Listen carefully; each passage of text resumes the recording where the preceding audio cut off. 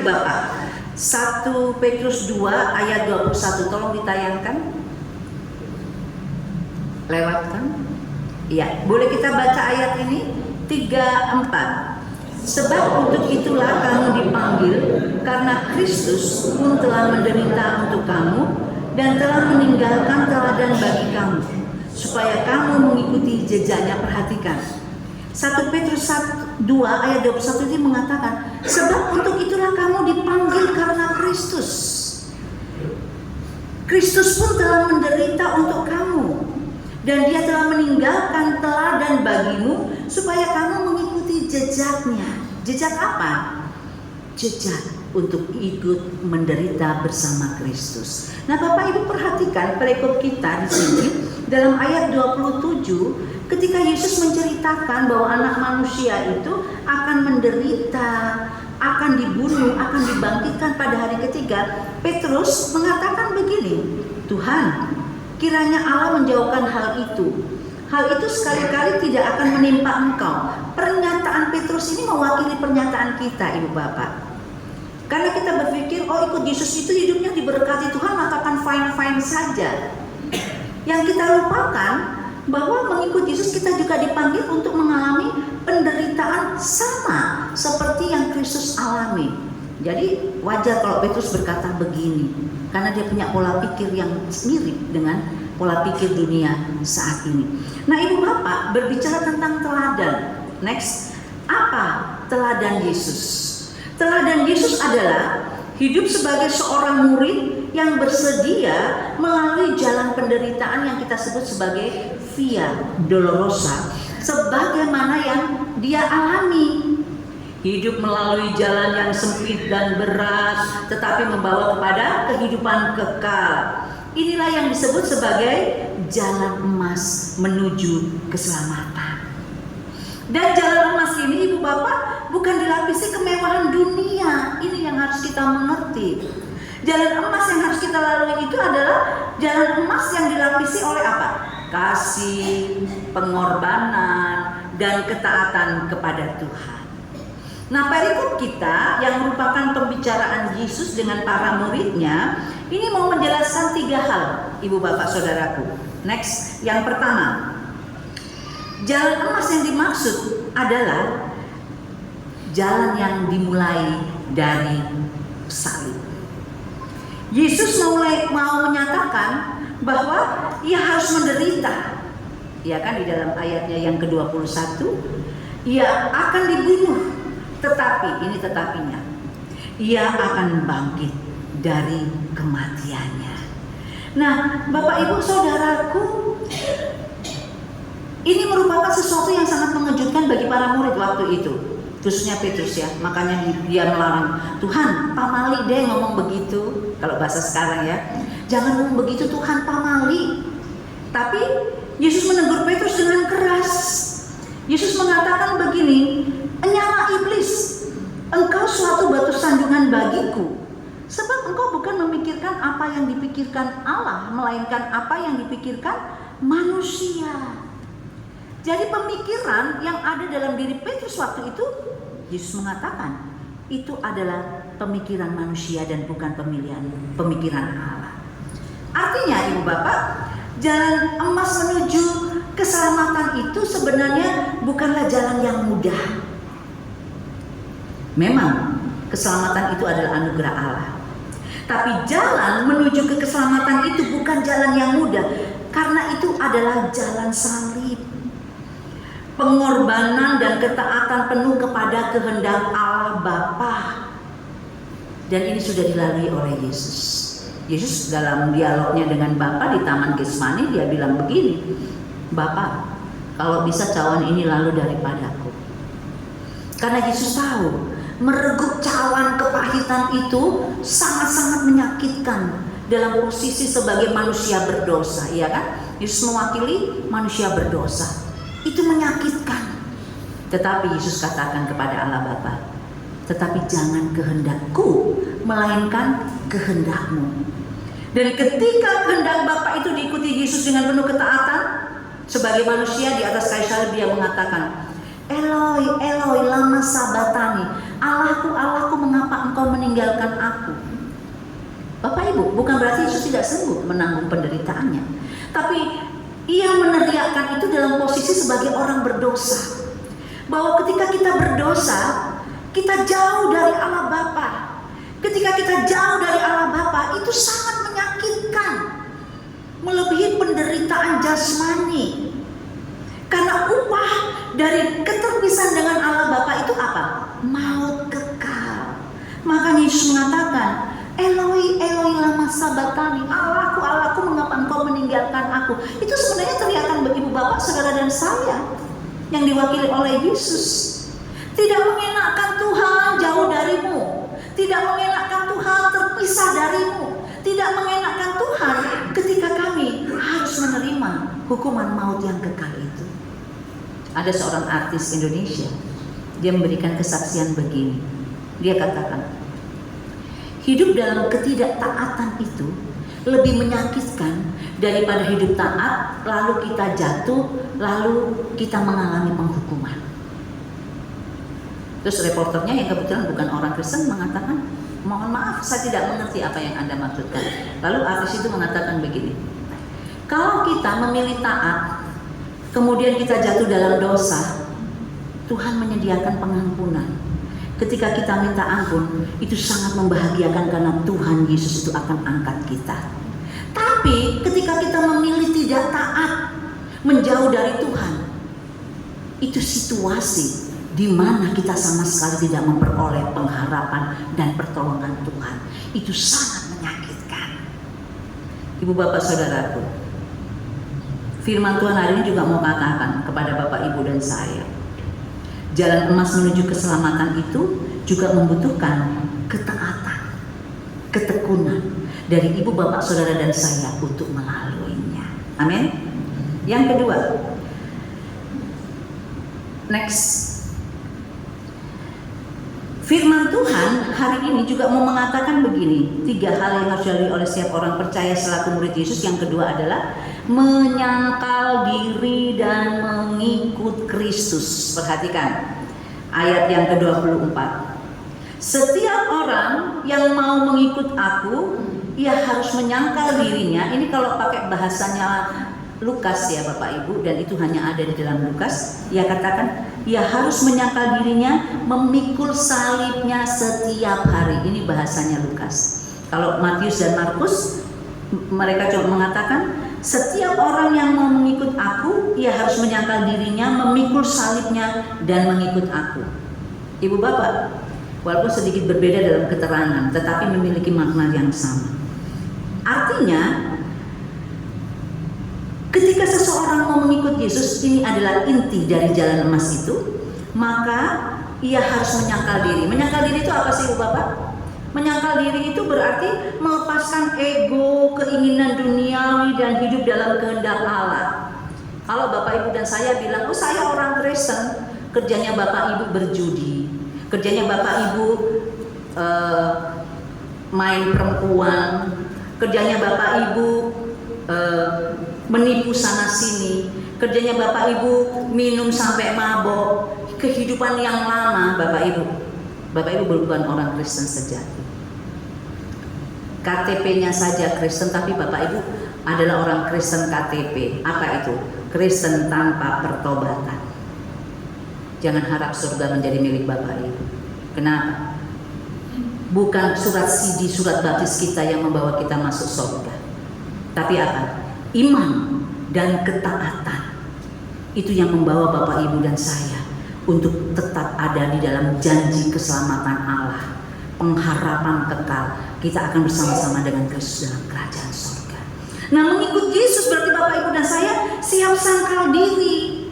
Keinginan-keinginan duniawi ini harus kita letakkan di bawah kaki salib Yesus. Lalu kita belajar mengikuti kehendak Allah dalam hidup ini.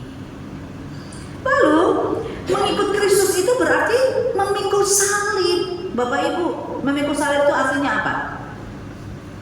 Kalau kita ngomong, oh saya adalah orang Kristen, saya siap jadi orang Kristen. Makanya kita bilang ya, kalau CD itu ya dengan segenap hatiku, cepat kita ngomong begitu.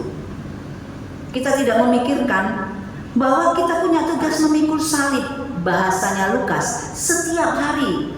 Jadi masing-masing Bapak Ibu punya salib. Ukurannya tentu berbeda, tetapi tidak ada yang melebihi kekuatan kita. Memikul salib itu berarti siap menderita demi kebenaran dan iman percaya kepada Tuhan Yesus Kristus.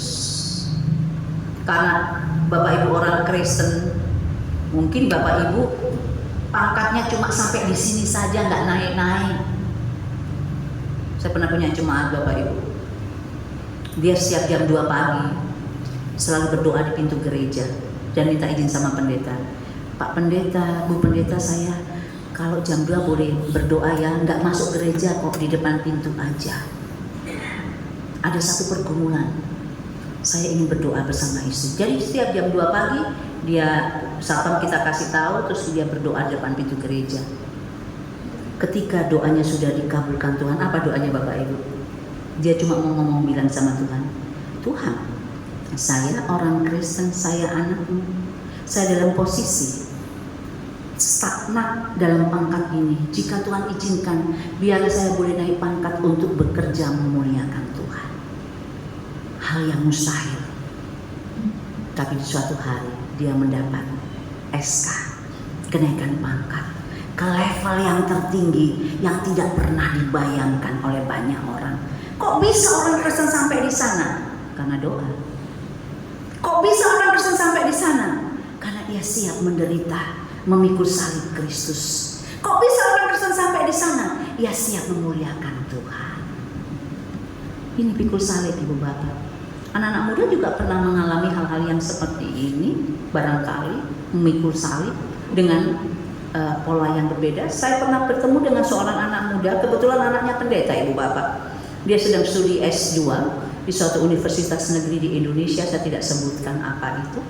Lalu dia ditawarkan sama dosen pembimbingnya, tesismu akan saya kasih nilai tinggi, saya perlancar semuanya, asal kau sangkal Yesus. Dosen ini tahu ini anak pendeta, tapi apa yang dikatakan anak pendeta itu, dia ngomong begini, Pak, Bapak kasih saya lulus, saya sudah puji Tuhan.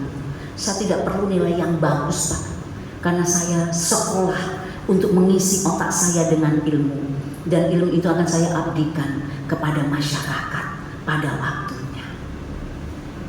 Ibu Bapak, ini kenyataan yang ada loh di zaman sekarang ini. Anak-anak kita mungkin juga akan bertemu dengan hal-hal seperti itu. Tetapi ketika kita berkomitmen, saya siap memikul salib saya setiap hari. Karena ini adalah bagian dari mengikut Yesus, panggilan dan pengutusan Yesus, berarti kita siap menderita untuk Yesus. Lalu mengikut Yesus itu berarti, kalau kita membaca ayat 24, hidup dalam keteladanan kepada Kristus setiap hari. Bapak Ibu, meneladani Yesus itu hal yang gak mudah. Dan ini bukan jalan yang mudah, tapi itu satu-satunya jalan menuju keselamatan sejati. Keteladanan Yesus kita lihat dalam hal apa? Kasihnya, baik kepada Bapa maupun kepada sesama, ya kan? Menjaga kekudusan diri, supaya hidup kudus itu menjadi berkat untuk orang lain. Bagaimana hidup memuliakan Tuhan dengan taat kepadanya sampai dia mati di atas kayu salib. Ini Ibu Bapak, meneladani Yesus. Jadi kalau Bapak Ibu katakan, oh saya orang Kristen, kita tunjukkan lewat perkataan dan lewat perbuatan. Jangan cuma ngomong saya orang Kristen, tapi di rumah suka gebukin istri. Saya orang Kristen, tetapi kita kepada suami bersikap yang sama. Saya orang Kristen, kita menjadi pemuda-pemudi yang hidupnya tidak kudus. Di mana letak istimewanya? Maka akan terjadilah apa yang dikatakan oleh beberapa orang. Dia kerja di gereja, makan minum di gereja, dapat berkat di gereja. Ketika ditanya, Bapak Ibu sudah bertahun-tahun kerja di gereja, sudah masuk Kristen enggak? Apa jawabnya? Enggak, Bu Pendeta, orang Kristen sama aja kok dengan orang kami. Itu majelis kerjanya gontok-gontokan, musuh-musuhan. Di dapur ini Bu Pendeta tempatnya ibu-ibu ngerumpi, bergosip, sama tuh dengan kami. Ngapain kami masuk Kristen? Hati-hati, Ibu Bapak. Keteladanan kepada Kristus menjadi keteladanan kita untuk orang lain. Nah, yang ketiga yang Yesus katakan dalam perikop kita adalah bahwa mengikut Yesus itu ada janji kehidupan kekal. Nah, ini Ibu Bapak, Yesus menjanjikan next bahwa Ia akan datang kembali dalam kemuliaan untuk memberikan upah kepada setiap orang sesuai perbuatannya. Makanya dibilang dalam firman Tuhan di kitab Wahyu, berbahagialah orang yang mati di dalam Tuhan. Kenapa? Karena ia akan terlepas dari segala beban hidup dan ia akan menerima upahnya. Apa upahnya? Mahkota kemenangan. Nah, kalau kita ikut Yesus gak ada hal yang seperti ini, ngapain kita ikut Yesus? Ya kan? Kita ikut Yesus karena apa? Karena Dia adalah Tuhan dan Juru Selamat. Dia mati dan bangkit. Bapak Ibu boleh cari di agama manapun. Semua tokoh agama mati. Siapa yang bangkit? Cuma Tuhan Yesus. Semua tokoh agama mati. Siapa yang berani bilang, aku pergi kepada Bapakku di sorga dan aku akan datang kembali untuk menyediakan tempat bagi kamu, sebab di mana aku berada di situ pun kamu berada. Cari di kitab manapun, gak ada yang ngomong begitu kecuali Yesus. Kenapa Yesus berani ngomong begitu? Karena Dia adalah Tuhan. Ketuhanannya ditunjukkan. Allah maut saja tidak bisa membelenggu Dia. Itu menunjukkan Dia adalah Tuhan. Dan Dia naik ke sorga. Dia akan datang dari sana untuk memberikan upah bagi mereka yang taat dan setia. Inilah pengharapan hidup kekal yang Yesus janjikan kepada kita yang beriman dengan teguh kepadanya. Bapak Ibu, apa makna firman Tuhan ini? Next. Bagi kita yang mendengarkannya. Yang pertama, next. Bapak Ibu, firman Tuhan mengatakan begini, barang siapa mau mengikut Yesus, maka ia harus siap berjalan di jalan emas ini. Meski sempit, sulit, dan tidak populer, tapi ini adalah satu-satunya jalan menuju keselamatan. Yang Bapak Ibu harus ingat adalah, kita tidak hanya diajak untuk menjadi pengagum Kristus. Sekali lagi ya, kita tidak hanya diajak untuk menjadi pengagum. Pengagum itu cuma, hebat ya. Bukan itu. Tetapi pengikut Yesus yang sejati, yang rela menyangkal diri, memikul salib setiap hari, dan berjalan terus di belakang Dia. Yang kedua, next. Firman Tuhan mau katakan begini, kita harus bersiap sedia. Dalam perjalanan mengikut Yesus, hendaknya Bapak Ibu dan saya terus setia dan tekun sampai akhir. Kenapa? Jalan yang kita lalui itu mungkin agak sedikit belok kiri kanan berlika-liku, tapi di ujung jalan sana, Ibu Bapak, ada apa? Mahkota kehidupan menanti kita. Saya pernah mendapat sebuah salib ya Bapak Ibu di Bali. Kebetulan majelis saya itu orang Bali, tapi bentuk salibnya nggak lurus begini Bapak Ibu. Ujungnya itu agak bengkok. Terus saya tanya, Pak, nggak ada kayu yang lurus kok dibikin bengkok? Terus Bapak itu bilang begini, Bu Pendeta, ada falsafahnya ini. Apa Pak? Jalan salib itu nggak lurus-lurus aja Bu Pendeta, ada bengkak-bengkoknya. Tapi bengkak-bengkok itu di ujungnya ada mahkota kemenangan. Oh, inilah makna daripada kehidupan di dalam Yesus. Hidup kita nggak lempeng-lempeng saja, bisa berliku-liku, tapi di ujung ada mahkota kemenangan. Yang ketiga, firman Tuhan mau mengingatkan kita next, kita harus bersiap sedia menjadi murid Yesus yang sejati. Bukan hanya senang dan bahagia tak kalah hidup kita diberkati Tuhan, tetapi juga tetap bersukacita walaupun harus menderita karena memikul salib. Kenapa?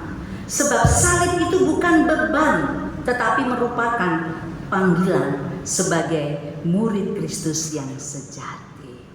Ibu Bapak, mungkin Bapak Ibu mengenal sebuah lagu.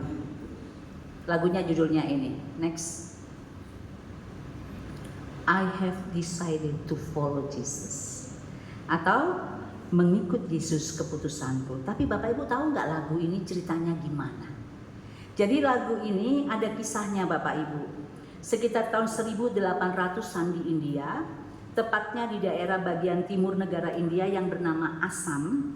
Pada waktu itu di Eropa sedang terjadi kebangkitan rohani secara besar-besaran yang menghasilkan banyak sekali misionaris keluar dari Eropa untuk pergi memberitakan Injil ke seluruh dunia. Nah, sebagai hasilnya ada beberapa misionaris dari Britain tiba di India dan memberitakan Injil di sana. Nah, menurut sejarah yang ditulis oleh Dr. Paramalan Job, seorang misionaris India, orang-orang dari Britain ini tiba di Assam lalu mencoba memberitakan Injil kepada beberapa suku primitif di tempat itu. Next. Nah, Assam ini Ibu Bapak bukan tempat yang mudah bagi Injil untuk diterima. Kenapa? Penduduknya itu primitif, terus kanibal, yaitu suka makan daging manusia seperti itu Bapak Ibu. Tetapi ini justru menjadi tantangan bagi para misionaris ini. Nah, yang luar biasa Bapak Ibu, ada satu keluarga yang kemudian keluarga itu sangat dihormati di kalangan suku mereka. Keluarga ini masuk Kristen. Lalu keluarga ini menularkan iman Kristen itu. Akhirnya beberapa keluarga jadi masuk Kristen. Nah, ketahuan ini sama kepala sukunya. Lalu keluarga ini dipanggil oleh si kepala suku. Kemudian nama kepala keluarganya adalah Nokseng. Dia dari suku Garo. Nokseng beserta istri dan kedua anaknya ini diadili di tengah-tengah masyarakat. Lalu ketika ketua suku itu mengangkat tombaknya mengancam hidup Nokseng dan keluarganya, ketua suku ini katakan begini, Nokseng, kau harus sangkal Yesus. Kalau tidak nih, anakmu dua orang ini akan kami bantai.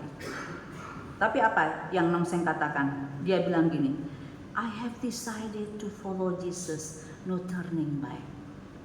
Ibu Bapak mendengar kalimat ini, ketua suku menjadi murka. Lalu dengan marah dia memerintahkan anak buahnya merajamkan tombak kepada kedua anaknya Nokseng yang tidak berdaya. Matilah dua anak ini. Ibu Bapak, lalu berikutnya istrinya dibawa ke depan. Si ketua suku bilang, Nokseng, kalau kau tidak sangkal Yesus dan kembali kepada agama kita, maka saya akan bunuh istrimu. Istrimu akan mati di depanmu. Apa yang Nokseng bilang?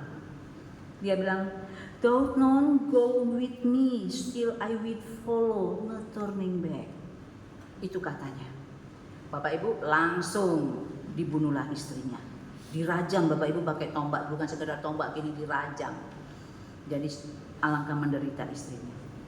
Terakhir, si ketua suku bilang, Nokseng, aku kasih kamu kesempatan terakhir ini. Kalau kau tidak sangkal Yesus, kau akan mati seperti anakmu dan istrimu. Apa yang Nokseng bilang? Dia bilang, the cross before me, the word behind me, no turning back, no turning back. Ternyata ini menjadi ucapan terakhir dari Nokseng. Dia pun mati, kepalanya dipenggal, ditancapkan di atas tombak. Kemudian Bapak Ibu, kematian Nokseng ini ternyata membuat si kepala suku berpikir. Dia berpikir begini, apa sih hebatnya yang namanya Yesus itu? Kok si Nokseng ini mau mati? Dia rela mengorbankan anaknya, rela mengorbankan istrinya. Apa sih istimewanya? Diam-diam dia mencuri Alkitab. Lalu dia baca Alkitab itu. Inilah pertemuan dia pribadi kepada Yesus. Ketika kepala suku ini membaca Alkitab, iman kepada Yesus bertumbuh. Lalu di suatu hari dia memanggil seluruh rakyatnya untuk berkumpul di lapangan desa itu. Lalu mendorong mereka untuk percaya kepada Yesus. Hasilnya apa? Hasilnya 90% dari suku Garo beriman kepada Kristus. Nah Bapak Ibu, cerita ini kemudian digubah menjadi sebuah himne yang sangat indah oleh seorang misionari India. Namanya Sadhu Sundar Singh. Lalu lagu ini kemudian disusun oleh komposer Amerika William Reynolds. Lalu dipakai oleh Billy Graham sebagai lagu yang terus dinyanyikan di dalam KKR-nya. Lagunya boleh kita lihat ya, syairnya. Next. Boleh kita nyanyikan ini, organis. Kita nyanyikan ketiga ayat ini, kalimatnya nokseng ibu bapak sebelum dia mati dan keluarganya.